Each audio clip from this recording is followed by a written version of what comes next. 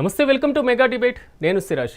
మొత్తం మీద ప్రభుత్వ ఉద్యోగాల ఎంపిక అనేది భారతదేశంలో వ్యవస్థపూర్వకమైనటువంటి అంశాలలో అత్యంత కీలకమైనది. ఎందుకంటే రాజకీయ నాయకులు నిర్ణయాలు తీసుకోవాలి, వ్యవస్థలో పనిచేసేటువంటి ఉద్యోగుల కోసం ఒక బ్యూరోక్రసీ ఉండాలి, దానికి సంబంధించినటువంటి నియామకానికి సంబంధించి ఒక పారదర్శకత ఉండాలి. ఇది అనాది కాలం నుంచి సివిల్ సర్వీసెస్ ఎగ్జామ్స్తో పాటుగా వివిధ రాష్ట్రాలు నిర్వహిస్తున్నటువంటి గ్రూప్ 2, గ్రూప్ 1 పరీక్షల్లో కూడా ఇలాంటి పరిస్థితే కనబడుతుంది. ఈ నేపథ్యంలో తెలంగాణలో టీజీపీఎస్సీ నిర్వహించినటువంటి గ్రూప్ 1 పరీక్ష వ్యవహారం మాత్రం ఇప్పుడు చర్చనీయాంశంగా మారుతుంది. అనేక సార్లు పరీక్ష రద్దయిన తర్వాత నిర్వహించినటువంటి పరీక్షలో కూడా మరొకసారి కోర్టు ఇచ్చినటువంటి తీర్పు కూడా రీవాల్యుయేషన్ చేయడం లేదా మెయిన్స్ ఎగ్జామ్స్ని మళ్ళీ కండక్ట్ చేయడం, ఇంత చేయాల్సినటువంటి అవసరం ఎందుకు వచ్చింది? నిజంగా బీఆర్ఎస్ నేత ప్రవీణ్ కుమార్ చేస్తున్నటువంటి వ్యాఖ్యలు ఏంటంటే ఒక్కొక్క జాబ్ని 3 కోట్ల రూపాయలకి అమ్మేశారు. ఇది బీఆర్ఎస్ నేత ప్రవీణ్ కుమార్ చేస్తున్నటువంటి వ్యాఖ్య. ఈ నేపథ్యంలో ఎవరైతే ర్యాంకర్లు ఉన్నారో ఆ తల్లిదండ్రులు ఈరోజు ఆవేదన వ్యక్తం చేయడం జరిగింది. ఎక్కడ లోపం జరుగుతుంది, కనీసం మా ఆదాయ పరిస్థితిని కూడా పరిగణలోకి తీసుకోకుండా మాకు వచ్చేటువంటి ఆదాయం చాలా తక్కువగా ఉన్నటువంటి నేపథ్యంలో 3 కోట్లు పెట్టి మేము ఉద్యోగాన్ని కొనగలుగుతామా, ఆ స్తోమత మాకుందా, ఆ స్థాయి మాకుందా అనేది మాత్రం తల్లిదండ్రుల యొక్క ఆవేదన. ఇప్పుడు గ్రూప్ 1కి సంబంధించి మెయిన్స్ కంప్లీట్ చేసుకొని సెలెక్ట్ అయినటువంటి ర్యాంకర్ల పరిస్థితి మళ్ళీ రీవెరిఫికేషన్ ఎగ్జామ్ అంటే వారి పరిస్థితి ఏ విధంగా ఉంటుంది? ఒకవేళ మళ్ళీ రీవెరిఫికేషన్ ఎగ్జామ్ని కండక్ట్ చేసినా ఈసారి పారదర్శకత ఎంతవరకు వస్తుంది? ఇప్పుడు బీఆర్ఎస్ ఆరోపణలు ఒకవైపు వినిపిస్తుంటే కోర్టు ఇచ్చినటువంటి తీర్పు మాత్రం ర్యాంకర్ల పాలిట కొంతవరకు శాపంగా మారి వారు కూడా అప్పీల్కి వెళ్ళినటువంటి పరిస్థితి కనబడుతుంది. ఇదే అంశానికి సంబంధించి మనం మెగా డిబేట్ని ప్రారంభిద్దాం. నాతో పాటు డిబేట్లో పార్టిసిపేట్ చేస్తున్నారు నిశాంత్ గారు, 79వ ర్యాంక్ అభ్యర్థి, అదేవిధంగా శ్రీకాంత్ గారు, అదేవిధంగా మహేష్ గారు పీడీఎస్యూ నాయకులు, సుమన్ గారు పీడీఎస్యూ నాయకులు, అదేవిధంగా మురళీ మనోహర్ గారు ఏబీవీపీ నాయకులు, రాజకీయ విశ్లేషకులు, అదేవిధంగా టీపీసీసీ కార్యదర్శి రాహుల్ గౌడ్ గారు నాతో పాటు అందుబాటులో ఉన్నారు. ఎస్ నిశాంత్, మీతోనే నేను ప్రారంభిస్తాను. నా వాయిస్ వినిపిస్తుందా? వినిపిస్తోందండి. ఎస్ నిశాంత్, ఏంటి వ్యవహారం ఏంటి? 79వ ర్యాంక్ సాధించారు మీరు, మీ ఆప్షనల్ ఏంటి? మన గ్రూప్ 1 లో ఆప్షనల్ అంటూ ఉండదండి. ఎస్ నిశాంత్, మీరు యూపీఎస్సీ రాశారా? నేను యూపీఎస్సీలో 6 మెయిన్స్ ఇచ్చానండి. 3 టైమ్స్ ఇంటర్వ్యూ దాకా వెళ్ళాను. మీరు యూపీఎస్సీ రాసినటువంటి ఎగ్జామ్, టీజీపీఎస్సీ గ్రూప్ 1 రాసినటువంటి ఎగ్జామ్, రెండింటికి వ్యత్యాసం ఏం కనబడుతుంది? వ్యత్యాసం అంటే ఫార్మాట్లో వ్యత్యాసమే. యూపీఎస్సీలో మనకి ఆప్షనల్ పేపర్స్ ఉంటాయి. మన టీజీపీఎస్సీ గ్రూప్ 1లో 6 పేపర్స్ ఉంటాయి. 1 క్వాలిఫైయింగ్ పేపర్ జనరల్ ఇంగ్లీష్ ఉంటుంది. సో వ్యత్యాసం ఎగ్జామ్ ఫార్మాట్లోనే తప్ప డిఫికల్టీ పరంగా చూసుకుంటే మన గ్రూప్ 1 అండ్ గ్రూప్ 1 డిఫికల్టీ ఒకలాగా ఉంటుంది. యూపీఎస్సీది ఆల్ ఇండియా కాంపిటీషన్ కాబట్టి ఇంకొంచెం డిఫికల్ట్గా ఉంటుందండి. కానీ ఇప్పుడు టీజీపీఎస్సీకి సంబంధించినటువంటి గ్రూప్ 1కి సంబంధించి జడ్జిమెంట్ మీరు విన్నారు, మీరు ర్యాంకర్స్కి సంబంధించిన తల్లిదండ్రుల ఆవేదన కూడా మీకు విన్నారు. అంటే మీరు డిమాండ్ ఏంటి ప్రధానంగా ఇప్పుడు? సార్, ఇప్పుడు ఏదైతే ఒక సింగిల్ జడ్జ్ బెంచ్ ఏదైతే జడ్జిమెంట్ పాస్ చేసిందో, బికాజ్ అది హైకోర్ట్ ఆఫ్ తెలంగాణ పాస్ చేసింది కాబట్టి వీ రెస్పెక్ట్ దట్. మేము దాన్ని గౌరవిస్తాము. మన కాన్స్టిట్యూషన్లోనే ప్రతి జడ్జిమెంట్ని మనము ఛాలెంజ్ చేసే ఒక ఫండమెంటల్ రైట్ అనేది ప్రతి సిటిజన్కి ఉంది. సో సింగిల్ జడ్జ్ బెంచ్ ఏదైనా పాయింట్స్ కన్సిడర్ చేయకుండా ఇచ్చుంటే దాన్ని డివిజన్ బెంచ్లోనూ సుప్రీంకోర్టులోనూ మనము దాన్ని తేల్చుకోవచ్చు. దాన్ని మళ్ళీ రివర్ట్ చేసిన దాఖలాలు చాలా ఉన్నాయి. అయితే ఈలోపు గత మంగళవారం అండి, ఎగ్జాక్ట్ 1 వీక్ బ్యాక్ మనకు జడ్జిమెంట్ వచ్చింది. ఈ 1 వీక్లో ఏంటంటే ఈ మొత్తము ఇష్యూనే పొలిటిసైజ్ చేస్తున్నారు. అంటే లాస్ట్ అక్టోబర్లో ఏదైతే మనకి రిజల్ట్ వచ్చిందో అప్పటి నుంచి మౌనంగా ఎగ్జామ్ అయిందో, మార్చిలో రిజల్ట్ వచ్చిందో అప్పటి నుంచి మౌనంగా ఉన్న వాళ్ళందరూ కూడా ఇప్పుడు 3 కోట్లు ఇచ్చారు, పోస్టులు కొన్నారు, లేదంటే దీంట్లో నిజంగానే అక్రమాలు జరిగినాయి. మీరు కోర్టు ఇచ్చిన జడ్జిమెంట్ చూస్తే కూడా ఎక్కడ కూడా ర్యాంకర్స్ని బ్లేమ్ చేయలేదు.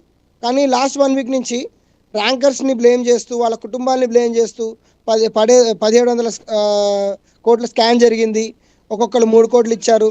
అది కూడా చాలామంది మాట్లాడడంతో మా తల్లిదండ్రులు ఆవేదన చెందారు. అందుకే ఈరోజు ప్రెస్ క్లబ్కి వచ్చి మేము ఒక మీట్ పెట్టడం జరిగింది. అండ్ ఈ గ్రూప్ 1 ఏదైతే పొలిటిసైజ్ అవుతున్నదో మన స్టేట్లో చాలా ఇది అన్ఫార్చునేట్ ఇష్యూ. దీనికి ఎప్పటికైనా ఒక లాజికల్ ఎండ్ పెట్టి మనం అందరం కూడా దీన్ని ముందుకు తీసుకెళ్ళి ఒక లాజికల్గా క్లోజ్ చేయాలనేది మా మెయిన్ అభ్యర్థన. ఎస్ మహేష్ గారు, మీరు యూపీఎస్, ఇందాక నేను నిశాంత్ని ఎందుకు ఈ ప్రశ్న అడిగానంటే, యూపీఎస్సీ రాజ్యాంగబద్ధమైనటువంటి సంస్థే, ఏపీపీఎస్సీలు రాజ్యాంగబద్ధమైనటువంటి సంస్థే, టీజీపీఎస్సీ రాజ్యాంగబద్ధమైనటువంటి సంస్థే. ఎందుకు అక్కడ ఉన్నటువంటి పారదర్శకత రాష్ట్ర స్థాయి పబ్లిక్ సర్వీస్ కమిషన్లో ఎందుకు లోపిస్తుంది? అంటే ఇక్కడ ప్రధానంగా ప్రభుత్వము, అదేవిధంగా టీజీపీఎస్సీ అధికారుల నిర్లక్ష్యం అనేది మనకు స్పష్టంగా కనబడతా ఉంది. ఒకసారి ఎగ్జామ్ బయోమెట్రిక్ తీసుకోకపోతే అది వాయిదా క్యాన్సిల్ చేసిన పరిస్థితి ఉంది. ఇంకోసారి ఎగ్జామ్ అవకతవకలు జరిగినాయి అని చెప్పేసి కొంతమంది కోర్టు పోతే కోర్టు డైరెక్షన్ ఇస్తున్న పరిస్థితి ఉంది. అంటే ఈ ప్రభుత్వాలు పనిచేస్తున్నాయా లేవా అనేది మనకు ఒకటి అర్థం కాని ఒక పరిస్థితి ఈ రాష్ట్రంలో కనపడతా ఉంది. కాబట్టి ఇట్లా ఇట్లా అంటే ఇప్పుడు నిశాంత్ గారు లాంటి వాళ్ళు జెన్యున్ గా రాసి అట్లాంటి వాళ్ళు కూడా ఇబ్బంది పడే ఒక పరిస్థితి ఈ రోజు మనకి ఈ గ్రూప్స్ ఎగ్జామ్స్ లో మనకు కనబడతా ఉంది. అనేక మంది విద్యార్థులు ఈ రోజు తిని తినక ఉండి ఉండక అనేకమైనటువంటి సమస్యలను ఎదుర్కొంటూ వాటినే ప్రధానంగా కేంద్రంగా చేసుకుని చదువుకుని గ్రూప్స్ ఎగ్జామ్స్ నే ప్రధానంగా కేంద్రంగా చేసుకుని ఈ రోజు చదువుతా ఉంటే ఎగ్జామ్స్ ని సరిగా కండక్ట్ చేయని ఒక కారణంగా ఈ రోజు వాయిదా పడడం అనేది నిజంగా దురదృష్టకరం.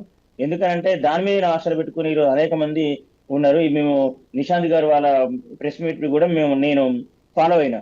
కాబట్టి అనేక మంది చాలా మంది కూడా దీనిలో నష్టపోతున్నారు. కొంతమంది ఏమో ర్యాంక్స్ వచ్చి మంచిగా చదివి వాళ్ళు జెన్యూన్ గా రాసి కొంతమంది ఇబ్బంది పడతా ఉంటే ఇంకొంతమంది ఏమో ఇట్లా గవర్నమెంట్స్ సరిగా నిర్వహణ చేయలేని కారణంగా వాళ్ళ ర్యాంకులు కోల్పోతున్న ఒక పరిస్థితి కూడా మనకు స్పష్టంగా కనపడతా ఉంది. కాబట్టి ప్రధానంగా ఈ రాష్ట్రంలో ఉన్నటువంటి ప్రభుత్వం లేదంటే టీజీపీఎస్ అధికారులే దీనికి బాధ్యత వహించాలని చెప్పేసి మేము పీడిఎస్ విద్యాసంఘంగా కోరుతా ఉన్నాం. ప్రధానంగా దీంట్లో అవకతవకలు జరిగినాయి అని చెప్పేసి దాని మీద విచారణ చేయాలని చెప్పేసి మేము డిమాండ్ చేస్తాం. ఏమంటారు? ఎందుకంటే తల్లిదండ్రుల దగ్గర నుంచి వస్తున్నటువంటి వాదన ప్రధానంగా ఒకటే వినిపిస్తుంది, మళ్ళీ ఎగ్జామ్ కండక్ట్ చేయడం అనేది సరికాదు. ఎందుకంటే మా ఆర్థిక స్తోమతకి మించి మేము అప్పులు తెచ్చి పూర్తి స్థాయిలో ఉద్యోగాల కోసం 3 కోట్లు పెట్టి మేము కొనలేం కదా వారు చెప్తున్నటువంటి మాట. ఇట్లా ఈ జెన్యున్ గా ఉండే క్యాండిడేట్స్ ని ఖచ్చితంగా రాష్ట్ర ప్రభుత్వం న్యాయం చేయాలి ఒకటైతే. ఇంకోటి ఏంటంటే ఇట్లా రాష్ట్ర ప్రభుత్వమే దానికి బాధ్యత వహించి దాన్ని వాళ్ళు న్యాయం చేయాల్సిన అవసరం ఉంటది. ఇంకోటి ఏంటంటే ఈ రోజు మనం టీజీపీఎస్ ని హైకోర్టు ఏమాల్సిన సింగిల్ బెంచ్ జడ్జిమెంట్ దీంట్లో అవకతవకలు జరిగితే దాని మీద ఎంక్వైరీ చేయండి, రిజల్ట్ ని మీరు మళ్ళా చేయండి అని చెప్పేసి చెప్పింది. ఒక 8 నెలల కాలంలో అది కాకపోతే మళ్ళీ ఎగ్జామ్ నిర్వహించండి అని చెప్పేసి క్లియర్ కట్ గా ఈ రోజు మనకి వచ్చింది. ఈ రోజు ఒక ఫర్ ఎగ్జాంపుల్ ఒక అభ్యర్థికి మార్కులు తగ్గినా పెరిగినా ఎందువల్ల తగ్గినాయి లేకపోతే పెరిగితే ఎందువల్ల పెరిగినాయి అనేది కూడా ఒకటి అంచనా ఉండాలి కదా. దాని మీద ప్రతి ఒక్క అభ్యర్థి పెరిగిన అభ్యర్థి మీద పెరగని అభ్యర్థి కోర్టు పోవడానికి అవకాశం ఉంది. అదేవిధంగా తగ్గితే ఎందుకు తగ్గినాయి అనేది మళ్ళీ కోర్టు పోవడానికి అవకాశం ఉంది. అంటే సైంటిఫిక్ గా దీన్ని అర్థం చేసుకుంటే ఇంకా ఇది కోర్టులలోనే తేలే అవకాశం ఉంటుంది, కోర్టులకే పోయే అవకాశం ఉంటుంది. కాబట్టి పీడిఎస్ విద్యాసంఘంగా బాధ్యత గల విద్యాసంఘంగా మేము ఏమంటున్నామంటే మొత్తానికి ఈ ఎగ్జామ్ ని రద్దు చేయాలని చెప్పేసి అడుగుతా ఉన్నాం. ఎందుకంటే ఇట్లా కోర్టులలో నాంచిన ఇప్పటికే చాలా మంది నిరుద్యోగులు నష్టపోయినారు ఈ ప్రభుత్వాల వల్ల, ఈ అధికారుల వల్ల సరిగ్గా ఎగ్జామ్ నిర్వహించిన కారణంగా. కాబట్టి ఇప్పటికైనా యూపీఎస్సీ తరహాలో అన్ని సెక్యూరిటీకి సంబంధించినటువంటి అన్ని విషయాల్ని తీసుకొని అదేవిధంగా తెలుగు మీడియం అనే డిస్క్రిమినేషన్ లేకుండా ఈ ఎగ్జామ్ ని నిర్వహించాలి. చదువుకున్న వాళ్ళైతే జెన్యున్ గా ఎగ్జామ్ ని రాసిన వాళ్ళైతే వాళ్ళ నాలెడ్జ్ ఎక్కడికి పోదు, మళ్ళీ వాళ్ళు రాసుకోవడానికి ఒక అవకాశం ఉంటుంది. కాబట్టి ఖచ్చితంగా ఈ ఎగ్జామ్ ని రద్దు చేసి మళ్ళీ ఎగ్జామ్ నిర్వహించాలని చెప్పేసి మేము పీడిఎస్ విద్యాసంఘంగా డిమాండ్ చేస్తా ఉన్నాం. ఇట్లా నిశాంత్ గారు లాంటి జెన్యున్ గా రాసిన క్యాండిడేట్స్ కూడా ఈ రాష్ట్ర ప్రభుత్వమే నష్టపరిహారం కట్టాలని చెప్పేసి మేము డిమాండ్ చేస్తా ఉన్నాం. రాహుల్ గారు ఏమంటారు? తల్లిదండ్రుల ఆవేదన మాత్రం మరి ఒకసారి గమనించాలి. మళ్ళీ ఎగ్జామ్ పెడితే మాత్రం అలాంటి పెట్టాల్సినటువంటి అవసరం లేకుండా మీరు చూడాలి. మా స్తోమతికి మించి మేము పూర్తి స్థాయిలో 3 కోట్లు పెట్టి మేము ఒక జాబ్ని కొనేటువంటి సిచ్యువేషన్ లేదంటున్నారు. ముందుగా మీకు ప్యానల్ పెద్దలకు నమస్కారం సార్.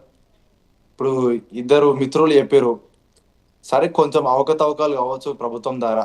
మేము ఏమంటున్నామంటే మేము వాళ్ళ మీద వ్యతిరేకంగా పోరాటం చేయట్లేదు, స్టూడెంట్స్ మీద. స్టూడెంట్స్ అంటే రేవంత్ రెడ్డి గారికి ఎంతో ఇష్టం, విద్యార్థులు అంటే మొన్న ఓయూ కూడా చెప్పి వాళ్ళకి మీకు ఏవి కావాలో అని చెప్పన్నాడు. సో చేస్తారు, చేయరని అనట్లే. గ్రూప్ 1 విద్యార్థులకు కూడా అందరికీ మా ప్రభుత్వం ద్వారా ఒకటే క్లారిటీ ఇస్తున్నాం. సరే ఇప్పుడు అవకతవకలు కావచ్చు ఏదైనా కావచ్చు, మీ ఇబ్బందులు మేము అర్థం చేసుకుంటున్నాం, మీ ఇబ్బందులు మా ఇబ్బందులు అనుకొని ప్రభుత్వం వచ్చి తక్కువ టైంలో అవుతుంది. సో దీనికి కూడా ముందు రానున్న రోజుల్లో కూడా మీకు అతి త్వరలో ఈ ఫెస్టివల్ మాకు ఈ రోజు కూడా అఫీషియల్ కూడా మాకు మీడియాలో కూడా మాకు గ్రూప్లలో కూడా రావడం జరిగింది. ఈ ఫెస్టివల్ తర్వాత మీతో ముఖ్యమంత్రి రేవంత్ రెడ్డి గారు గ్రూప్ 1 విద్యార్థులతో నష్టపోయిన వారందరికీ న్యాయంగా చేస్తాడని చెప్పి మేము 100% భావిస్తున్నాం. వాళ్ళతో పాటు గ్రూప్ 1 విద్యార్థులతో ప్రత్యేకంగా రేవంత్ రెడ్డి గారు చర్చిస్తారని చెప్పి కూడా మాకు వచ్చిన సమాచారం. వీళ్ళలో ఎటువంటి డౌట్ లేదు. ఎందుకంటే పాపం వాళ్ళు విద్యార్థులు ఇప్పుడు ఇందాక మిత్రుడు అన్నట్టు ఏదో మంచి ర్యాంక్ చదువుకునేటోళ్ళు, మనం చదువుకునే వాళ్ళకి ప్రోత్సహించాలి. గతంలో బిఆర్ఎస్ వాళ్ళు ఉన్నప్పుడు వాళ్ళు ఏ విధంగా ప్రోత్సహించలేరు, వాళ్ళు ఏ విధంగా చేయలేరు. సో ఇది ప్రజాపాలన కాబట్టి ఎవరికైనా రేవంత్ రెడ్డి గారు డోకా లేకుండా చేస్తారని చెప్పి మేము 100% భావిస్తున్నాం. వాళ్ళకు కూడా క్లియర్ గా బ్రదర్ మీరు నష్టపోతురేమో అని మీరు అనుకోవద్దు. మీరు బీఆర్ఎస్ పార్టీ వాళ్ళు, బీజేపీ పార్టీ వాళ్ళు 100 చెప్తారు.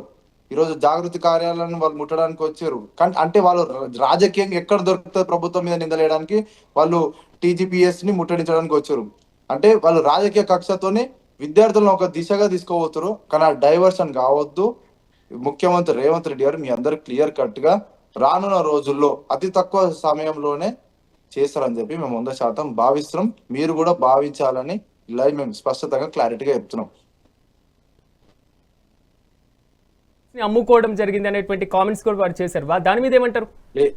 లేదు సార్, ఎవరు సార్ ఒకసారి తీసుకురండి అవన్నీ ఫేక్. అవన్నీ బిఆర్ఎస్ పార్టీ వాళ్ళు ఆ తెలుగు స్క్రైబ్ పని పాట లేకుండా వాళ్ళు తెలుగు స్క్రైబ్ కూడా అన్ని పెడుతుంటారు. దుర్మార్గుడు ఏ పడతావు పెడుతుంటాడు. అవి ఏ పడతావు మీడియాలలో మీడియా వాళ్ళు పాపం నమ్ముతురు, విద్యార్థులు నమ్ముతురు.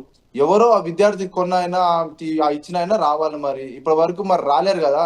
అవన్నీ ప్రభుత్వం మీద నిందలేయడానికి, ఈ స్టూడెంట్స్ మీద నిందలేయడానికి బిఆర్ఎస్ పార్టీ, బీజేపీ పార్టీ ఆడుతున్న డ్రామాలు. 3 కోట్లకు అమ్ముకోవడం ఇది చాలా సిగ్గుచేట. అసలు నవ్వొస్తుంది సార్ చెప్పడానికి కూడా. అసలు ఏది పడితే అది రాయడం కూడా వాళ్ళకి ఏంటంటే తెలుగు స్క్రైబ్ వాళ్ళకి ఇక అది ఏంటంటే అలవాటు అయిపోయింది ప్రభుత్వం మీద నిందలేయడం. అవన్నీ అవాస్తవాలు. ప్రభుత్వాన్ని అమ్మలేరు, కొనలేరు, ఎవరితో కాదు. విద్యార్థులకు న్యాయం చేసే దిశగా ఆలోచిస్తుంది. విద్యార్థులకు ఏదో డబ్బు ఇచ్చి ఏదో మేము పదవి మేమేవో ఇస్తామని చెప్పి అవన్నీ భ్రమ, అవన్నీ అవాస్తవాలని చెప్పి మేము మరోసారి తెలియజేస్తున్నాం. మురళీ మనోహర్ గారు నమస్తే అండి. నమస్తే అండి. మురళీ మనోహర్ గారు ఎలా చూడాలి ఈ మొత్తం ఇష్యూని? ఒకసారి మీరు గమనించారు, ఎక్కడ పారదర్శకత లోపించింది? మరి కోర్టు తర్వాత నిర్ణయం ఎలా తీసుకోబోతుంది ప్రభుత్వం?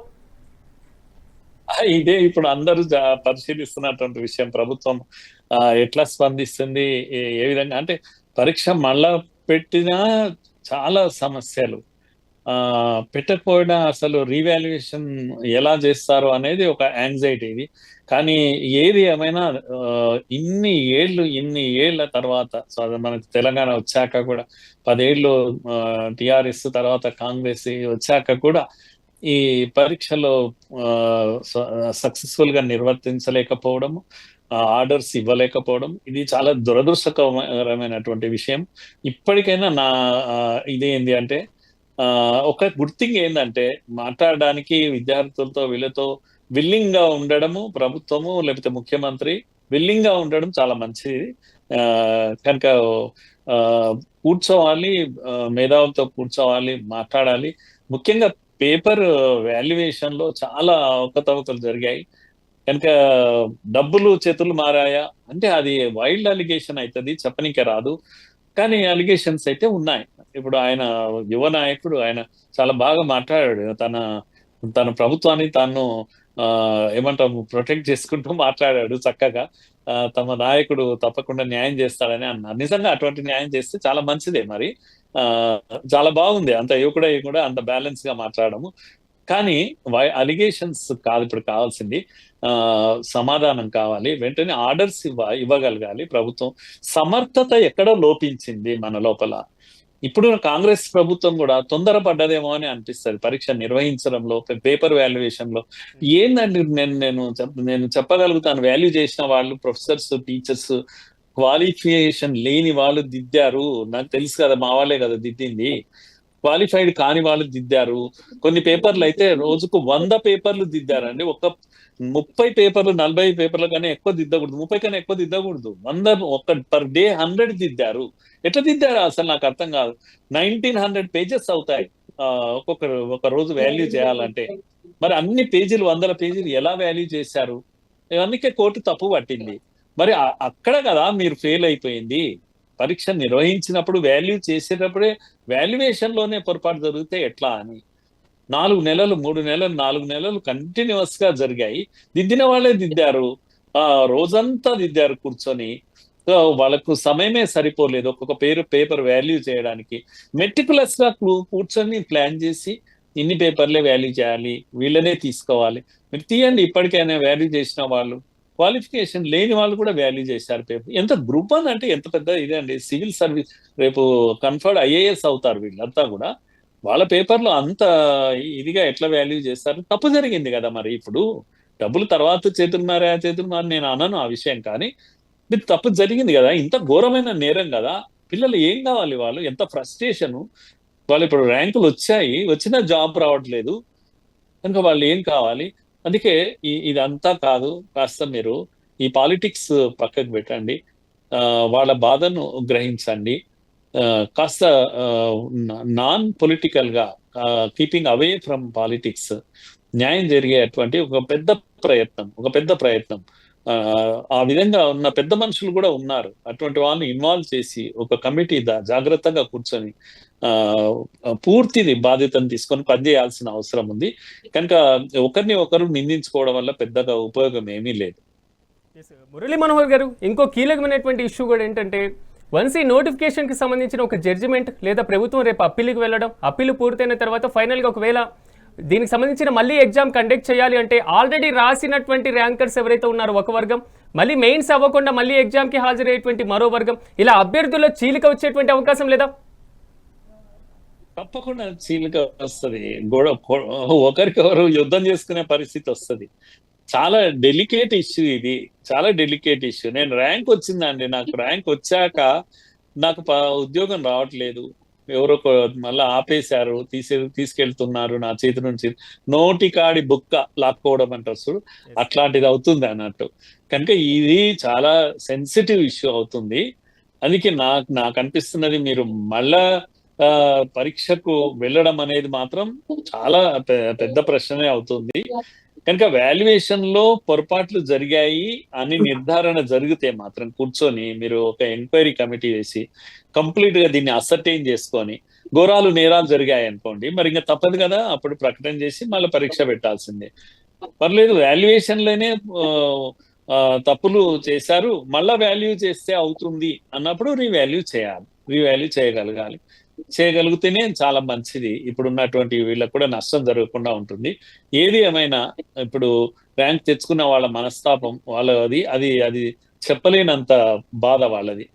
దానికి మనము అందరము బాధ్యులమే అవుతాం మనం. రామూర్తి గారు నమస్తే అండి. నమస్కారం అండి. రామూర్తి గారు, ఎందుకు టీజీపీఎస్సీ మీద, మరీ ముఖ్యంగా గ్రూప్ 1 మీద ఇన్ని ఎలిగేషన్స్ రావడానికి రీజన్ ఏంటి?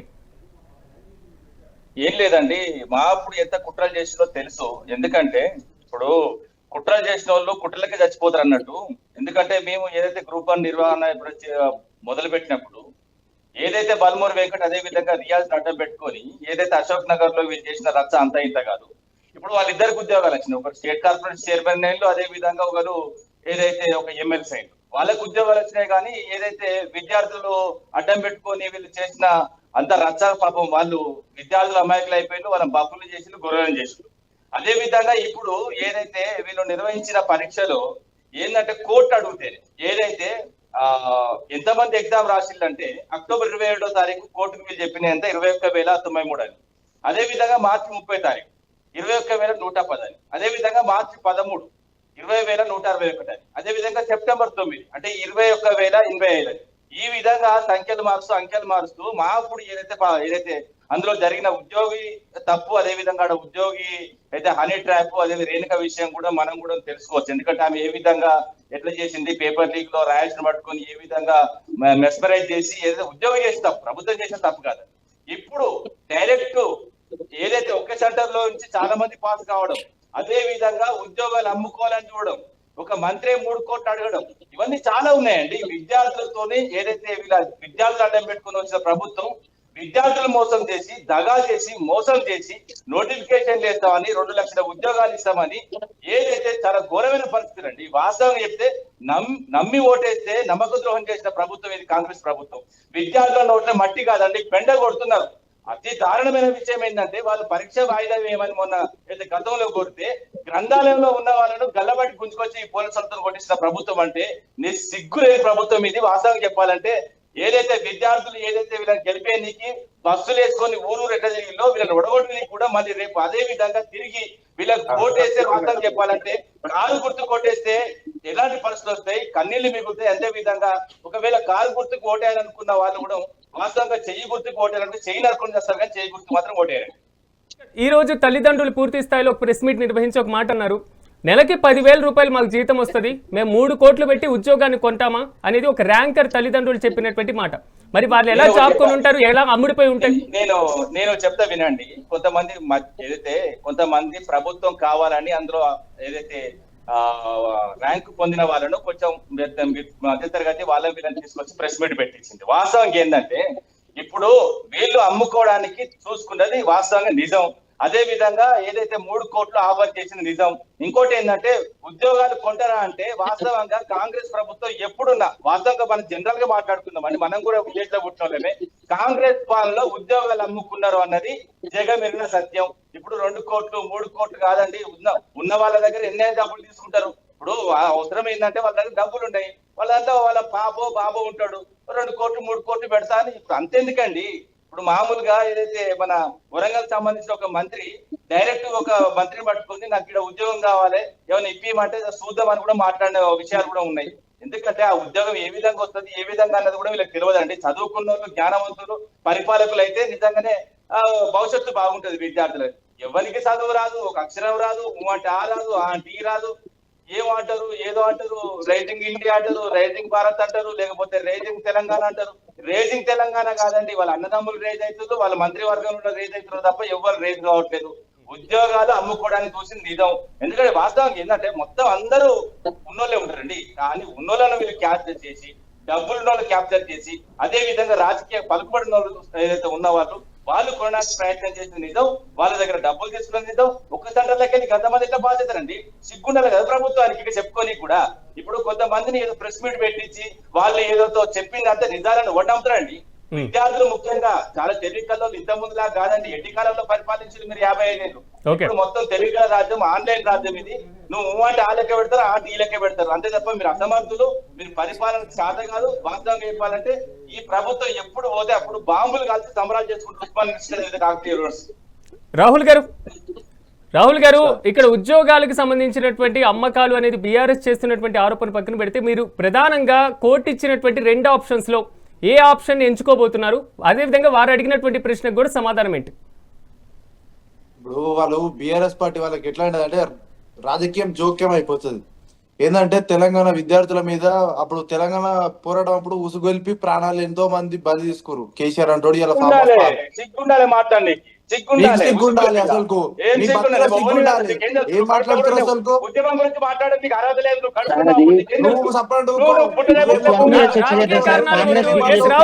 రాహుల్ గారు ఒక్క నిమిషం, రాహుల్ గారు రైట్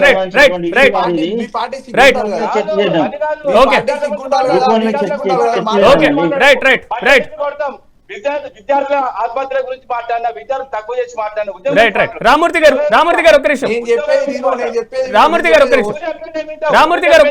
నిమిషం. ఓకే, మీరు చెప్పేది మొత్తం ఏం లాగా కలిసినాం మేము, విన్నావా? సుదీర్ఘంగా పోరాటం చేసిందే మీ మీద.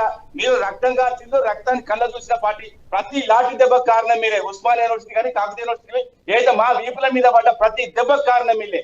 చంపిన తొలి దశలో 369 మందిని చంపింది మీరే. 95 సార్లు హైదరాబాద్ కాల్పులు జరిగింది. నువ్వు తెలియదు, నువ్వు పుట్టలేదు, విన్నావా? మాకు తెలుసా బాధ. ఆ పోరాటం ఎన్ని కేసులు ఉన్నాయి? నువ్వు ఎంతగానో చేస్తున్నావు, ఎన్ని కేసులు పెట్టుకుంది? తమ్ముడు కడుపులో మాట్లాడారు. నువ్వు ఒక్కడి విద్యార్థులు రామూర్తి గారు ఒక్క నిమిషం, రామూర్తి గారు ఒక్క నిమిషం. ఎస్ రాహుల్ గారు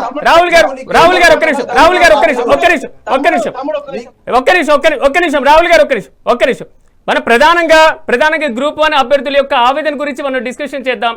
రేపు మార్నింగ్ ఎగ్జామ్ జరుగుతుందా లేదా అని టెలిగ్రామ్ లో పూర్తి స్థాయిలో డిస్కషన్ జరిగి ఎగ్జామ్ రాసేటువంటి అభ్యర్థులు కూడా కొంతవరకు బోల్తా పడ్డటువంటి పరిస్థితి కనబడుతుంది, ప్రిపరేషన్ పక్కన పెట్టేసి.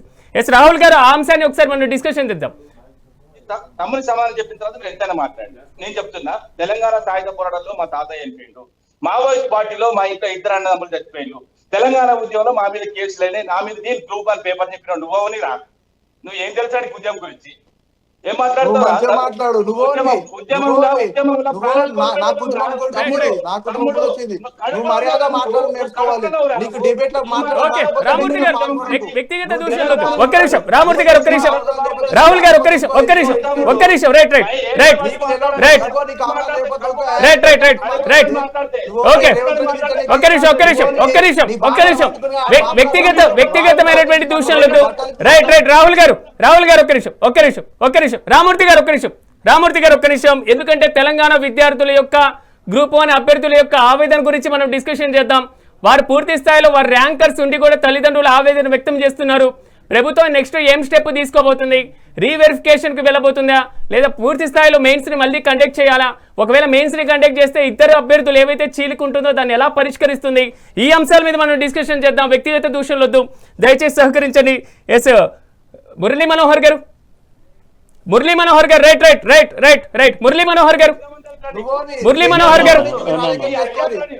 ఎస్ మురళీ మనోహర్ గారు ఓకే రామూర్తి గారు ఒక్క నిమిషం ఇది సమస్య ఇది నిరుద్యోగులది. దయచేసి రైట్ రాహుల్ గారు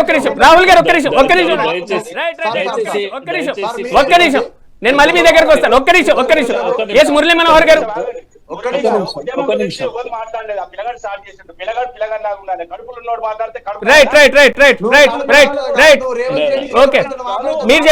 మీరు చెప్పినటువంటి అంశాలే రైట్ రాహుల్ గారు ఒక్క నిమిషం మురళీ మనోహర్ గారు ఒక్క నిమిషం రాహుల్ గారు మీ దగ్గర నుంచి రావాల్సినటువంటి సమాధానం ఏంటంటే రైట్ ఒక్క నిమిషం రైట్ రామూర్తి గారు ఒక్క నిమిషం రాహుల్ గారు మీరు కాంగ్రెస్ పార్టీ తరపు నుంచి వచ్చినటువంటి అభ్యర్థి రైట్ అలాగే నేను చెప్పింది వినండి ఒక్క నిమిషం మురళీ మనోహర్ గారు ఒక్క నిమిషం ఉండండి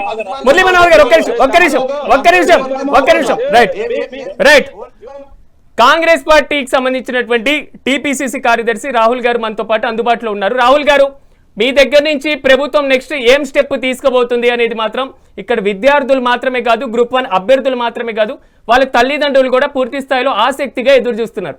మనం మాట్లాడేటువంటి ఇష్యూ రాజకీయాన్ని పక్కన పెడదాం, టాపిక్ మీద డిస్కషన్ చేద్దాం. దయచేసి సహకరించండి. ఎస్ మురళీ మనోహర్ గారు రైట్ మురళీ మనోహర్ గారు ఓకే మా ఫామ్ హౌస్ లో వ్యవసాయం నడుస్తుంది, మీ ఫామ్ హౌస్ లో బేకాట వ్యభిచారం రైట్ ఓకే ఒక్క నిమిషం రామూర్తి గారు రాహుల్ గారు ఇలా అయితే మనం డిస్కషన్ కంటిన్యూ చేయలేం. దయచేసి సహకరించాలి. ఎస్ రైట్ ఒక్క నిమిషం మీ వ్యక్తిగతమైనటువంటి కారణాలతో లేక వ్యక్తిగత రాజకీయాలతో అయితే మనం డిస్కషన్ కంటిన్యూ చేయలేం. ప్లీజ్ సహకరించండి. రైట్ ఒక్క నిమిషం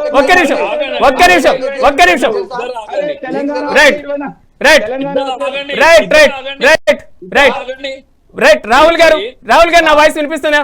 రాహుల్ గారు నేను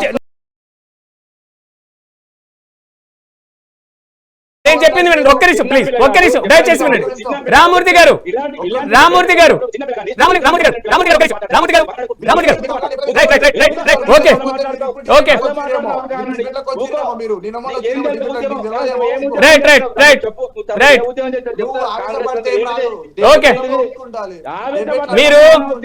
మీరు దయచేసి సహకరించాలి. రామూర్తి గారు ఒక్క నిమిషం రాహుల్ గారు మీరు ప్రభుత్వం అధికారంలో ఉన్నటువంటి పార్టీ నుంచి వచ్చారు, మీరు ప్యానెల్లో ఉన్నారు. దయచేసి మీరు అన్ని ప్రశ్నలకి సమాధానం చెప్పాలి. దానికోసం మాకు సహకరించాలి. రామూర్తి గారు రాజకీయ పరమైన వ్యక్తిగత ఆరోపణలు వద్దు, దయచేసి మనం డిస్కషన్ చేద్దాం. గ్రూప్ 1 అభ్యర్థులందరూ ఆసక్తిగా ఎదురు చూస్తున్నారు. రైట్ మురళీ మనోహర్ గారు రామూర్తి గారు ఒక నిమిషం మళ్ళీ వస్తాను. మురళీ మనోహర్ గారు రైట్ మురళీ మనోహర్ గారు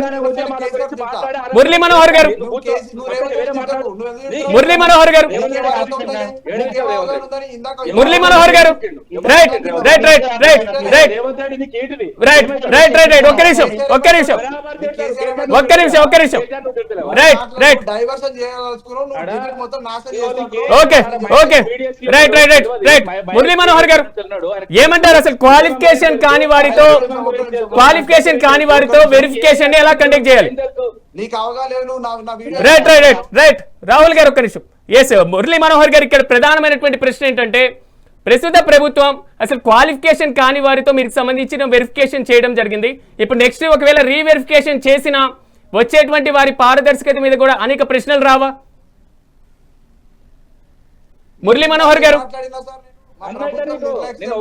రైట్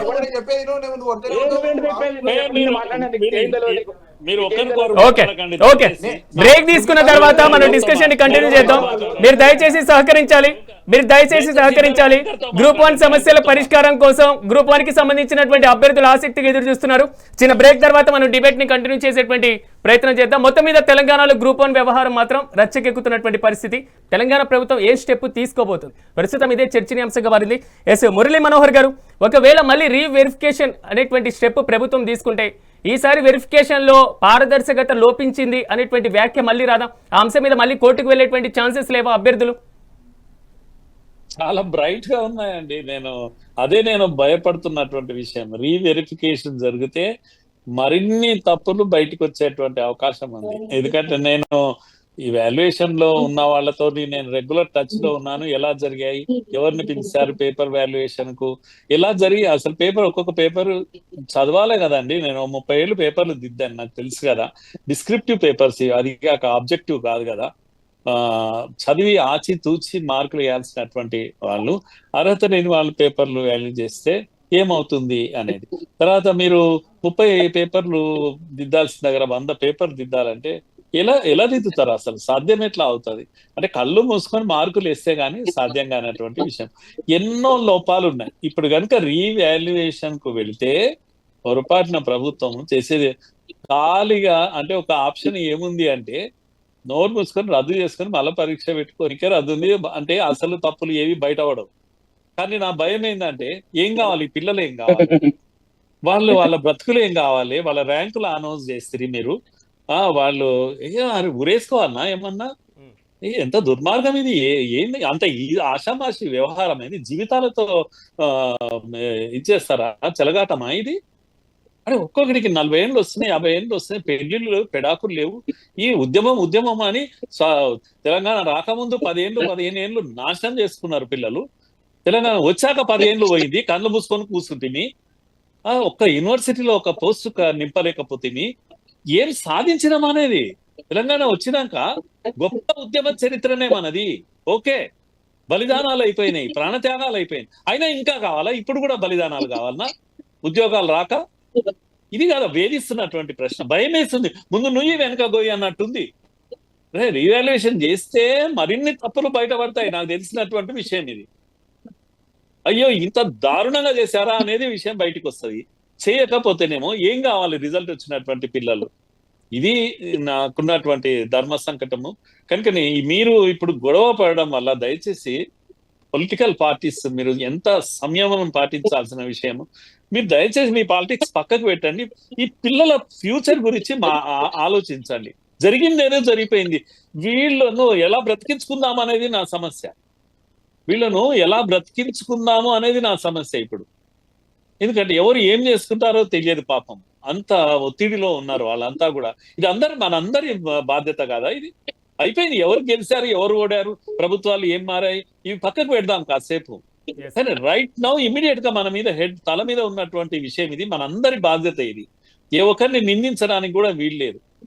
ఇప్పుడు రేవంత్ రెడ్డి కూడా ఆయన ప్రభుత్వం ఏమైనా కావచ్చు, అంత ప్రమాదకరమైనటువంటి స్థితి ఇది. కనుక మీరు విద్యార్థులు తక్కువ అంచనా వేయకండి.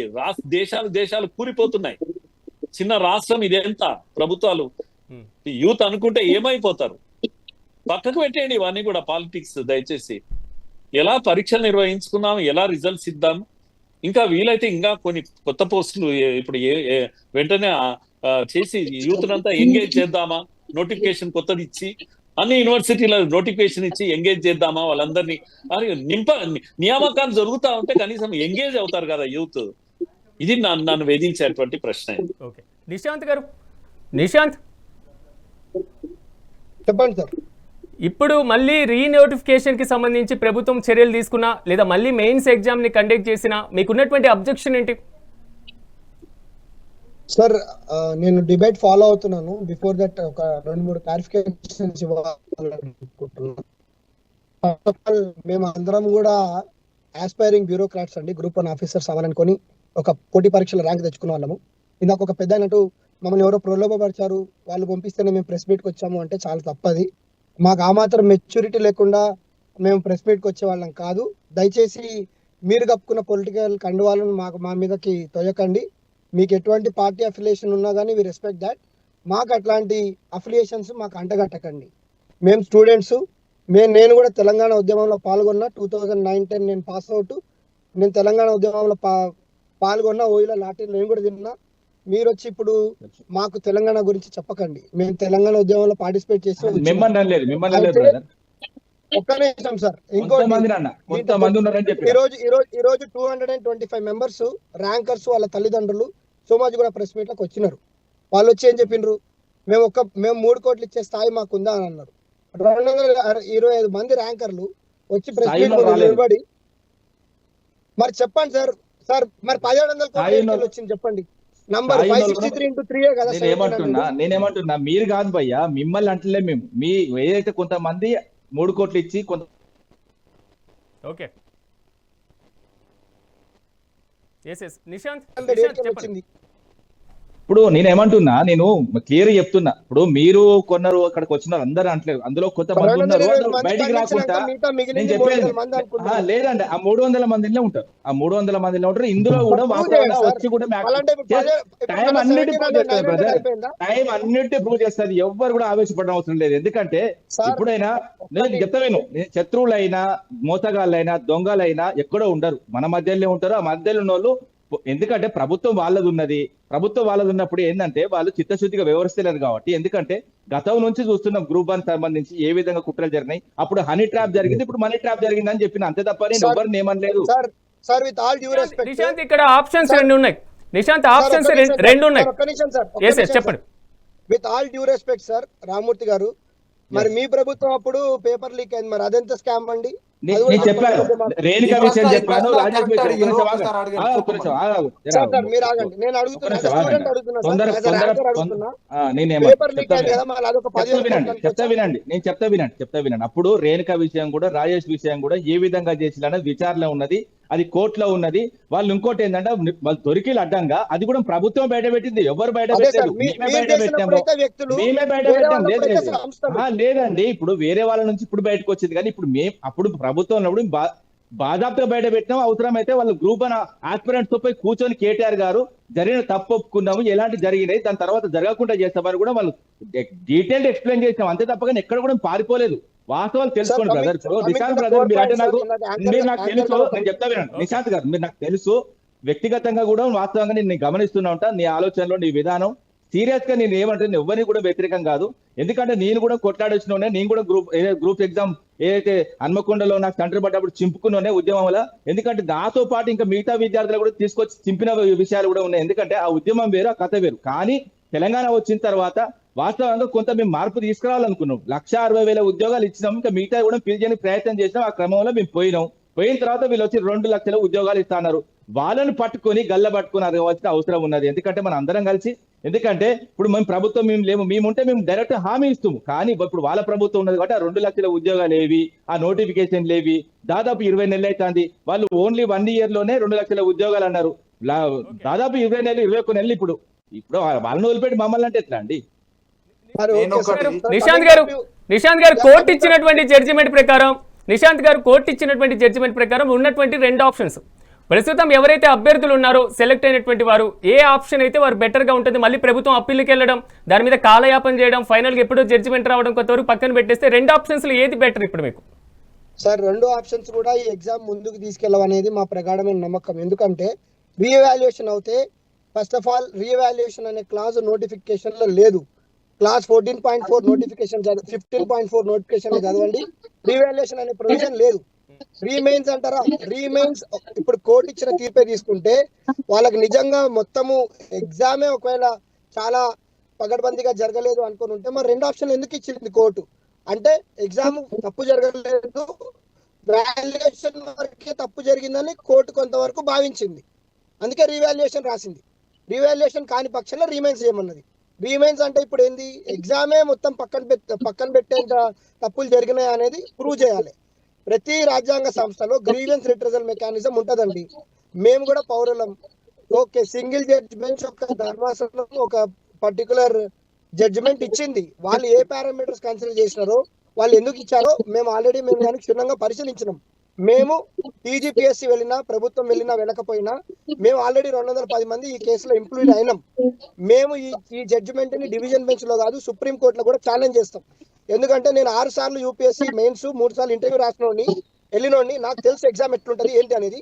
ఈ ఎగ్జామ్ లో మరి క్యాన్సిల్ చేసి కొత్త ఎగ్జామ్ పెట్టేంత అవకతవకలు అయితే జరగలేదు. ఏదో చిన్న చిత్కో జరుగుంటాయి, దానికి ఎగ్జామ్ పక్కన పెట్టిన దాఖలాలు ఈ ఇండియా చరిత్రనే లేవు. నేను ఇప్పటికిప్పుడు మీకు రైట్ నో కావాలంటే ఒక 150 జడ్జిమెంట్ చూపిస్తాను, వేరియస్ పిఎస్సివి. మేము అంతా రీసెర్చ్ చేసినాం. ఈ రీసెర్చ్ అంతా కూడా మేము డివిజన్ బెంచ్ ముందు పెడతాము. మేము న్యాయాన్ని గెలిపిస్తాము. ఈ 563 మంది ఈ రోజు కాకపోయినా రేపైనా గ్రూప్ 1 ఆఫీసర్స్ గా పట్టం తీసుకుంటారు. ఇది నేను మీ సమక్షంలో చెప్తున్నా. ప్రభుత్వం వదిలినా, టీజీపీఎస్సీ వదిలినా మేము మాత్రం ఈ ఫైట్ వదలం. ఎందుకంటే మేము కష్టపడ్డాం. మీరు అడుగుతున్నారు ఇంకో ఎగ్జామ్ పెడితే ఏమవుతుందని. నాకు ఆల్రెడీ 36 ఏళ్ళు. అంటే నాకు ఈసారి బార్డర్ లైన్ లో డిఎస్పీ ఎలిజిబిలిటీ వచ్చింది. ఇంకోసారి ఎగ్జామ్ పెడితే డిఎస్పీ ఎలిజిబిలిటీ పోతుంది. ఇప్పుడు ఇక్కడ కూర్చున్న పెద్ద మనుషులు ఎవరైనా నాకు డిఎస్పీ ఇప్పిస్తారా? నాకు 79వ ర్యాంకుకి డిఎస్పీ ఎలిజిబిలిటీ ఉంది. నాకు డిఎస్పీ వస్తుంది. మరి ఎవరైనా డిఎస్పీ లేదమ్మా మేము డిఎస్పీ పెంచుతామంటారా? పెంచరు. ఇట్లా చాలా మందికి ఆల్రెడీ పోయినాయి. ఒకళ్ళు అయితే 42 ఏళ్ళు, వాళ్ళు నెక్స్ట్ టైం ఎగ్జామ్ పెడితే వాళ్ళు క్వాలిఫై అవుతారా? ఇవన్నీ కష్టం అనేది ప్రతిసారి. ఇప్పుడు ఆల్ ఇండియా ఫస్ట్ ర్యాంక్ యూపీఎస్సీలో వస్తే మీరు అదే క్వశ్చన్ అడుగుతారా, మళ్ళీ ఎగ్జామ్ రాస్తారా అని? అంటే మన సంస్థల పైన, మన తెలంగాణ సంస్థల పైన మనకి విశ్వాసం లేదు. పక్కనున్న ఏపీపీఎస్సీ 4 సార్లు పెట్టింది. 2 గవర్నమెంట్లు మారినాయి, 4 సార్లు పెట్టారు వాళ్ళు గ్రూప్ 1. మనకి ఇప్పటిదాకా 11 ఏళ్ళు అయింది, గ్రూప్ 1 వచ్చిందే లేదు. అసలు నేను వెయిట్ చేస్తున్నా 11 ఏళ్ళ నుంచి గ్రూప్ 1 ఎప్పుడు వస్తుందా, ఎప్పుడు చేద్దామా, ఎప్పుడు రాద్దామా అని. ఈ లోపల యూపీఎస్సీ అటెంప్ట్స్ అయిపోయినాయి. వీటన్నిటికీ ఎవరు రెస్పాన్సిబిలిటీ తీసుకుంటారండి? సొసైటీని ఒక బ్యాక్వర్డ్ సైడ్ మనం చూస్తున్నాం. తెలంగాణ రైజింగ్ అంటున్నాం, బంగారు తెలంగాణ అన్నారు పాత గవర్నమెంట్ వాళ్ళు. మేము అరే ఏ గవర్నమెంట్ వచ్చినా మనం కాంట్రిబ్యూట్ చేద్దాము, మనం బ్యూరోక్రాట్స్ లాగా తెలంగాణను ముందుకు తీసుకెళ్దామని ఎంతో కష్టపడి చదివి ర్యాంక్ తెచ్చుకుంటే వాళ్ళు పేపర్ దిద్దలేదు, నువ్వు కామా పెట్టలేదు, నువ్వు ఫుల్ స్టాప్ పెట్టలేదు. సరే, కోర్టు ఎట్లా పారామీటర్స్ పైన ఇచ్చిందనేది పక్కన పెడితే, కోర్టులలో కూడా division bench, supreme court, final bench అనేది ఉంటాయి. న్యాయం ఎక్కడికైనా గెలుస్తుంది. బట్ మీ ద్వారా నేను అందరికీ ఒకటే రిక్వెస్ట్ చేస్తున్నా సార్, ఈ ఇష్యూని పొలిటిసైజ్ చేయకండి. ఎందుకంటే జస్ట్ బికాజ్ ఇక్కడ మేము 563 మంది ఉన్నాము, క్వాలిఫై కాని వాళ్ళు ఎక్కువ ఉన్నారు, వాళ్ళ సైడ్ తీసుకుంటే మాకు ఓట్ బ్యాంక్ పెరుగుతుంది, ఇట్లా ఆలోచించకండి. ఏ ఎగ్జామ్ అయినా క్వాలిఫై అవ్వని వాళ్ళు ఎక్కువ మందే ఉంటారు. This is a competitive exam, this is to eliminate maximum people. అంతేగాని అందరినీ సాటిస్ఫై చేయాలని ఈ పక్షం అటు తీసుకొని ఆ పక్షం ఇటు తీసుకొని, అప్పుడు కాంగ్రెస్ వాళ్ళు ఇట్లా చేశారు, ఇప్పుడు బీఆర్ఎస్ మేము ఇట్లా చేస్తాము, ఇవన్నీ మాకు అంతగట్టకండి. మీరు దయచేసి ఇవన్నీ మీ ద్వారా నేను ఒకటే రిక్వెస్ట్ చేస్తున్నా, తెలంగాణ ప్రజానికానికి, పొలిటికల్ పార్టీస్ అందరికి కూడా దయచేసి దీన్ని ఇంకా డీపొలిటిసైజ్ చేయండి. న్యాయస్థానాలు అల్టిమేట్ గా ఏం డిసైడ్ చేస్తాయో అవన్నీ మేము కూడా శిరస వహిస్తాం.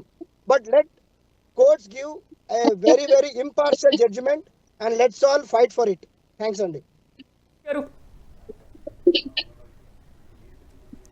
సుమన్ గారు నా వాయిస్ వినిపిస్తుందా? మహేష్ గారు, ఇప్పుడు ప్రధానమైనది ఏంటంటే, ఇన్ని ఎలిగేషన్స్ పెట్టుకున్న తర్వాత ఒకసారి ఏపీపీఎస్సీ ఇష్యూని కూడా మనం చూస్తే, ఒక పక్కనే ఉన్నటువంటి రాష్ట్రం, తెలుగు రాష్ట్రంలో ఒకటి గ్రూప్ 1 4 సార్లు క్యాన్సిల్ అయిపోయింది, గ్రూప్ 2 రోస్టర్ మిస్టేక్స్ అని ఇప్పటికి కూడా కోర్టు కేసులో నలుగుతున్నటువంటి పరిస్థితి కనబడుతుంది. ఇది కూడా ఇలాగే కోర్టులో నలగదనేది ఏంటి గ్యారంటీ? ఇది ఖచ్చితంగా కోర్టులో నలిగే విషయమేనండి. అందుకనే మేము ఏం చెప్తున్నాం, ఇందాక మనోహర్ గారు కూడా చెప్పారు, ప్రతిసారి ప్రతి ఒక్క ఇష్యూ మీద మళ్ళా కోర్టుకు వెళ్ళే అవకాశం ఉంది. ఎట్ ది సేమ్ టైం దీంట్లో ఇంకోటి ఏంటంటే, అవకతవకలు, అదేవిధంగా ఎగ్జామ్ నిర్వహించకపోవడం, వరుసగా ర్యాంకులు రావడం, ఇట్లాంటి ఒక అంశాలు కూడా ప్రధానమైతే, ఇంకొక ప్రధానమైన అంశం ఏంటంటే జీవో నెంబర్ 29 కూడా ప్రధానమైన అంశం, రూల్ ఆఫ్ రిజర్వేషన్ పాటించలేదనేది. ఇది రాజ్యాంగ స్ఫూర్తికి విరుద్ధమైనది. కాబట్టి దీన్ని కూడా మనం పరిగణలో తీసుకోవాల్సిన అవసరం ఉంటది. కాబట్టి ఈ రోజు ఎస్సీ ఎస్టీ బీసీ వాళ్ళు దీన్ని చాలా తీవ్రమైన నష్టపోతున్న పరిస్థితి కూడా ఉంది. కాబట్టి ఇప్పుడు మనం నిశాంత్ గారి ఆవేదన కూడా అర్థం చేసుకోవాలి, ఖచ్చితంగా అర్థం చేసుకోవాల్సిన అవసరమే ఉంటుంది. ఎందుకంటే సంవత్సరాల తరబడి చదివి జాబ్ ర్యాంక్ వచ్చిన తర్వాత గవర్నమెంట్ తప్పిదం వల్ల ఈ రోజు అట్లాంటి వాళ్ళకు కూడా నష్టం జరుగుతుంది. కానీ ప్రధానంగా మెజారిటీ పీపుల్స్ కి నష్టం జరగవద్దు అనేది మేము పీడిఎస్ విద్యాసంఘంగా భావిస్తా ఉన్నాం. కోర్టులు కూడా చెప్తాయి, అనేక మంది నేరస్తులు తప్పించుకున్నా పర్లేదు కానీ ఒక్క నిర్దోషికి మాత్రం శిక్ష పడవద్దు అనేది. కానీ అనేక మంది నిర్దోషులు దీంట్లో ప్రభుత్వాల తప్పిదం వల్ల ఈరోజు శిక్ష పడే అవకాశం ఉంది. కాబట్టి దీన్ని మొత్తానికి క్యాన్సిల్ చేసి మళ్ళీ ఎగ్జామ్ నిర్వహించాలని చెప్పేసి మేము అడుగుతా ఉన్నాం. ఖచ్చితంగా రూల్ ఆఫ్ రిజర్వేషన్స్ పాటించాలి, అదేవిధంగా జీవో నెంబర్ 29 రద్దు చేయాలి, అదేవిధంగా యూపీఎస్సీ తరహాలో పటిష్టంగా ఈ ఎగ్జామ్ ని నిర్వహించాలి. అదేవిధంగా ఈరోజు గ్రూప్ వన్ అనేది కొన్ని పరిమితమైన పోస్టులకు మాత్రమే ఈరోజు నోటిఫికేషన్ ఇచ్చారు. అనేకమైనటువంటి ఉద్యోగాలు ఈరోజు భర్తీ చేయాల్సిన అవసరం ఉంది. అదేవిధంగా ప్రొఫెసర్ పోస్టులు ఖాళీ ఉన్నాయి, లెక్చరర్స్ పోస్టులు ఖాళీ ఉన్నాయి, అనేకమైన ఉద్యోగాలు 2 లక్షల ఉద్యోగాలు అప్పుడే కేసీఆర్ గవర్నమెంట్ లోనే బిస్వాల్ కమిటీకి నివేదిక ఇచ్చిన పిఆర్సీ కమిటీలోనే 191,000 ఉద్యోగాలు నోటిఫికేషన్స్ ఇవ్వాలని చెప్పేసి మాట్లాడిన పరిస్థితి ఉంది. ఇప్పుడు జిల్లాలు పెరిగినాయి, మండలాలు వచ్చినాయి, కొత్త మండలాలు వచ్చినాయి, అదేవిధంగా డివిజన్స్ కూడా పెరిగినాయి. కాబట్టి ఇంకా పోస్టులు పెరిగే అవకాశం ఉంటది. కాబట్టి దాని మీద కూడా ఎన్ని పాసిబిలిటీ అవకాశాలు ఉంటాయి అన్ని పాసిబిలిటీ అవకాశాలని ఉపయోగించుకుని నిరుద్యోగులకు న్యాయం చేయాలని చెప్పేసి మేము డిమాండ్ చేస్తా ఉన్నాం. పూర్తి స్థాయిలో అభ్యర్థులందరికీ న్యాయం చేయాలి అంటారు. ఓకే, మీరేమో పూర్తి స్థాయిలో అభ్యర్థులందరికీ న్యాయం చేయడం కోసం ఉన్నటువంటి జీవోని పక్కన పెట్టేసి మళ్ళీ ఎగ్జామ్ ని కండక్ట్ చేయాలి, మళ్ళీ నోటిఫికేషన్ క్యాన్సిల్ అంటే ఆల్రెడీ ఫైనల్ స్టెప్స్ మెయిన్స్ వరకు కంటిన్యూ చేయిపోయి ఇప్పుడు సెలెక్ట్ అయినటువంటి వారు అంటే రేపెల్లుండో నేను డీజీపీ డిఎస్పీగా దాదాపు కూడా పూర్తి స్థాయిలో జిల్లా స్థాయిలో జాయింట్ కలెక్టర్గా బాధ్యతలు స్వీకరిస్తానన్నటువంటి హోప్స్లో ఉన్న వాళ్ళ పరిస్థితి ఏమవుతుంది? అది ఖచ్చితంగా అన్యాయం చేసినట్టే అండి. అందుకే మేము ప్రభుత్వాల తప్పిదాలు ఇక్కడ స్పష్టంగా కనబడతా ఉన్నాయి. దీని వల్ల అనేక మంది జెన్యూన్ క్యాండిడేట్స్ నష్టపోతా ఉన్నారు అనేది మేము చెప్తా ఉన్నాం. కాబట్టి దీని మీద వాళ్ళే నిర్ణయం తీసుకోవాలి. అదేవిధంగా ఉన్న నోటిఫికేషన్స్ ఉన్న ఉద్యోగాలు కూడా కొత్త ఉద్యోగాలు ఇవ్వాలి, కొత్త ఉద్యోగాలు కల్పించాలి, పోస్టులు కూడా పెరిగే అవకాశం ఉంది. పాసిబిలిటీ ఉన్న అన్ని అవకాశాలు పెంచడం ద్వారా ఇప్పుడు గ్రూప్ 1 నోటిఫికేషన్ ఇచ్చి 500 పోస్టులు భర్తీ చేస్తే ఇంకో గ్రూప్ 1 నోటిఫికేషన్ ఇవ్వండి, ఎవరు వద్దంటున్నారు? ఖాళీలు లేవా? ఖాళీలు ఫుల్ గా ఉన్నాయి.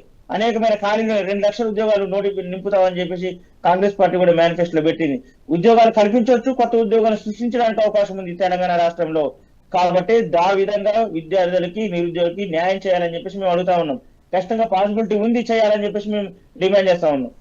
రాహుల్ గారు ఇక్కడ ప్రధానమైనటువంటి ఇష్యూ ఏంటంటే సివిల్స్ లాగా యూపీఎస్సీ లాగా ప్రతి ఏడాది వచ్చేటువంటి నోటిఫికేషన్ కాదు, 4 ఏళ్లకి 5 ఏళ్లకి లేదా ఎలక్షన్ నోటిఫికేషన్ వస్తూ ఉంటుంది, మళ్ళీ క్యాన్సిల్ అయితే ఇలాంటి తంతు నడుస్తూ ఉంటుంది. ఎందుకు అంత పారదర్శకత లేకుండా వ్యవహరింపేంటి? ఈ అభ్యర్థులు ప్రధానంగా డిమాండ్ చేస్తున్నట్లుగా పూర్తి స్థాయిలో మళ్ళీ ఎలాంటి ఆప్షన్కి ప్రభుత్వం ముందుకు వెళ్ళబోతుంది?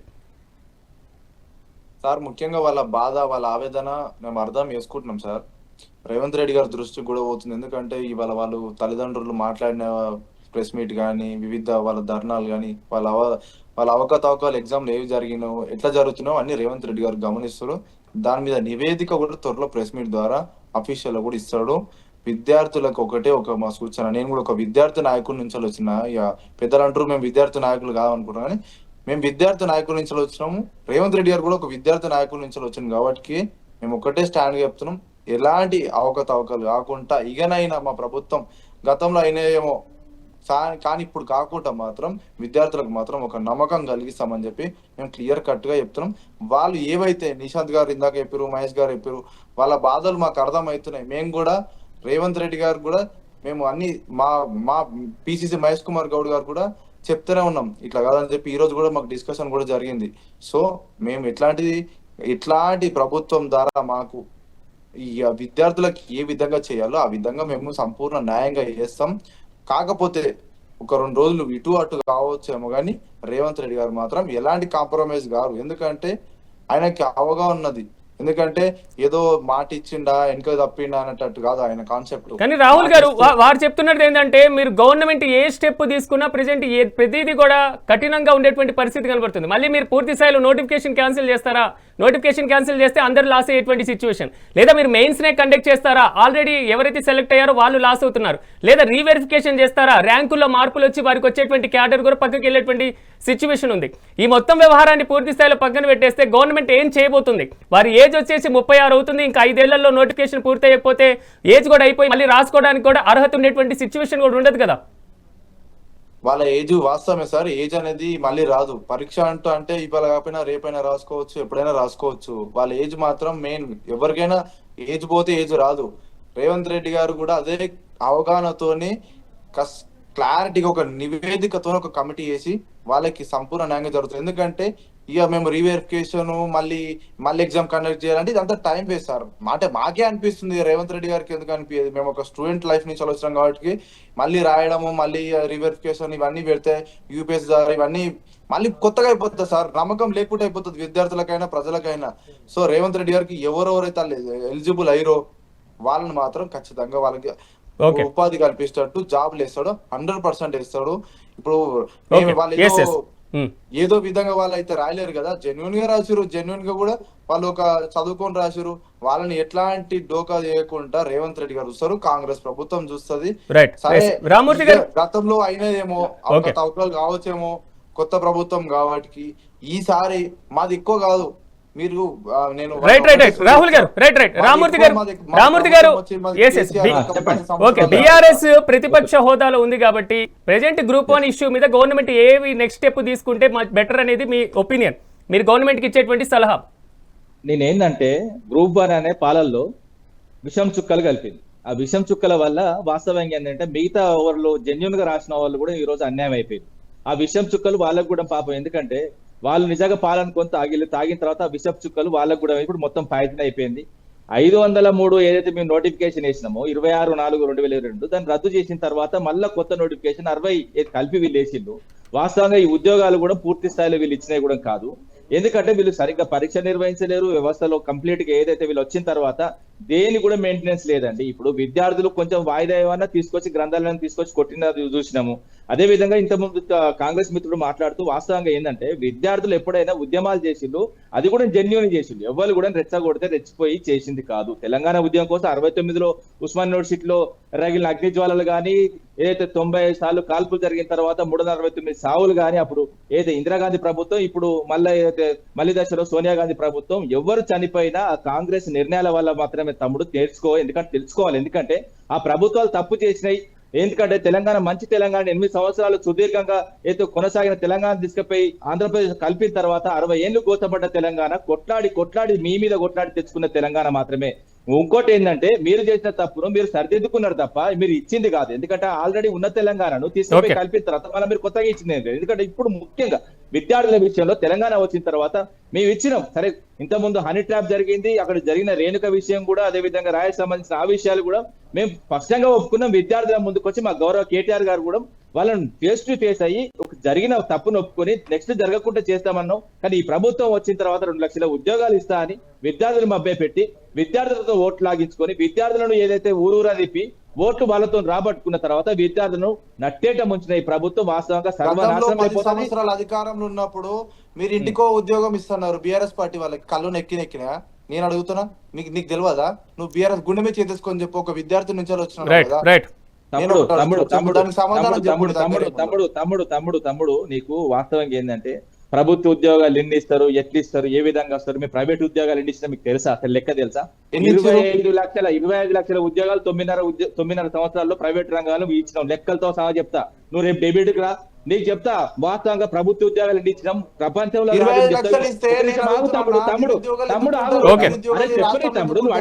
నువ్వు అడిగిన సమాధానం చెప్పనియాలి, ఓపిక ఉండాలి. చెప్పేది విను. ఏదైతే ప్రభుత్వానికి సంబంధించిన ఉద్యోగాలు 28 రాష్ట్రాలు, 8 కేంద్ర ప్రాంతాల్లో నేను చెప్తున్నా 27 రాష్ట్రాలు తీసాయి, 28వ రాష్ట్రం మనది. 28 రాష్ట్రాలలో మాకంటే 9 ఏళ్ళు ఒక్క ఉద్యోగం మీ ప్రభుత్వాలు ఉన్న కాడ కానీ బీజేపీ ప్రభుత్వాలు ఉన్న కాడ తూయించు. నువ్వు దేనికంటే దాన్ని నిలబడతా. ప్రభుత్వ ప్రైవేట్ 2 రంగాలు 25 లక్షల ఉద్యోగాలు నువ్వు ఇచ్చినావు అని మీరు చెప్తున్నారు మీ ప్రభుత్వం. మరి నిరుద్యోగులు ఈ రాష్ట్రంలో 9 ఏళ్ళు గోసలు పడ్డారు కదా, రోడ్ల పాలయ్యారు కదా. నీ క్లారిఫికేషన్ వస్తలేదు. ప్రైవేట్ రంగంలో ఉద్యోగ కల్పన చేసినాం. అదే విధంగా 1,60,000 ఉద్యోగాలు. రాహుల్ గారు చూద్దాం. ఎందుకంటే గ్రూప్ 1 ఇష్యూ అనేది రాష్ట్ర వ్యాప్తంగా హైలైట్ అవుతున్నటువంటి పరిస్థితి. ఈ రోజు మెగా డిబేట్ లో పార్టిసిపేట్ చేసినటువంటి రామూర్తి గారికి, నిశాంత్ గారికి, మహేష్ గారికి, సుమన్ గారికి, మురళీ మనోహర్ గారికి, అదేవిధంగా రాహుల్ గారికి ప్రత్యేకమైనటువంటి కృతజ్ఞతలు తెలియజేస్తూ తెలంగాణ గ్రూప్ 1 వ్యవహారం మాత్రమే కాదు, తెలంగాణ ప్రజల్లో ఉన్నటువంటి ఒక ఆందోళన, ఉద్యోగ భద్రత ప్రభుత్వం కల్పించాల్సినటువంటి బాధ్యత ప్రతి ఒక్కరి మీద ఉంటుంది. ఈ నేపథ్యంలో అదే ఉద్యోగ భద్రత రేపు ఉద్యోగం వస్తుందా రాదా, గ్రూప్ 1 సెలెక్ట్ అయిన తర్వాత మళ్ళీ ఈ కేసు ఎప్పటికీ వాయిదా పడేటువంటి అవకాశం ఉంటుంది. బీహార్లో ఒక ఇన్సిడెంట్ మనం చూసాం, ఏపీలో 2018 డిఎస్సి వ్యవహారాన్ని మనం 2008 డిఎస్సి వ్యవహారం చూసాం, 2018 గ్రూప్ 1 వ్యవహారం చూసాం. ప్రభుత్వ ఉద్యోగాలకు ప్రిపేర్ అయ్యేటువంటి వారికి ఉద్యోగ భద్రత పక్కా ఉంటుందని ఎప్పటి నుంచో చెప్తున్నటువంటి మాట. కానీ నేటి పరిస్థితిలో ఉద్యోగ భద్రత ఎలా ఉన్నా కష్టపడి సంపాదించినటువంటి ఉద్యోగం ఉంటుందో లేదో, 10 ఏళ్ల తర్వాత తీసేస్తారో లేదో, ఇలాంటి ప్రశ్నలు అనేకమవుతున్నాయి. కానీ ఈ గ్రూప్ 1 విద్యార్థుల యొక్క ఆవేదన మాత్రం వర్ణనాతీతంగా ఉంది. వారి కళ్ళల్లో ఉన్నటువంటి ఏదైతే కన్నీళ్ళు వస్తున్నాయో, వారి తల్లిదండ్రుల దగ్గర నుంచి వస్తున్నటువంటి బాధ ఏదైతే ఉందో, ఇది ప్రభుత్వాలు కూడా పట్టించుకొని దీని మీద కీలకమైనటువంటి నిర్ణయం తీసుకోవాల్సినటువంటి ఆవశ్యకత ఖచ్చితంగా ఉంది. ప్రభుత్వం ఏ స్టెప్ తీసుకున్నా గ్రూప్ 1లో రాసినటువంటి ప్రతి అభ్యర్థికి కూడా న్యాయం జరగాలి అని మనం కోరుకుందాం. ఇది వాళ్ళ మెగా డిబేట్. రేపటి డిబేట్లో మళ్ళీ కలుద్దాం. చూస్తూనే ఉండండి మెగా 9 టీవీ.